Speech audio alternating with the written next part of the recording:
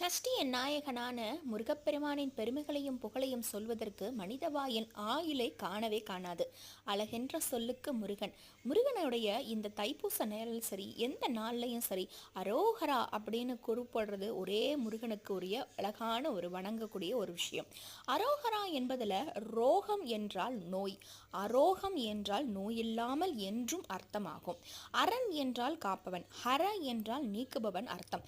முருகா, நோய் நொடி மற்றும் துன்பங்களில் இருந்து என்னை காப்பாற்றி காத்தருள்வாய் என்பதே இதன் உள்நோக்கம், உள் அர்த்தம். உலகில் சிறிது காலமே வாழ முடியக்கூடிய இந்த மனித வாழ்வில் நோய் துன்பம் இந்த ரெண்டும் தான் படாப்படுத்தக்கூடிய விஷயம். முருகப்பெருமானை வணங்கும் பொழுது இந்த அரோகரா அரோகரான்னு கூறி வழிபாடு செய்யும் பொழுது சிவபெருமானையும் வணங்குவதாக பொருள்.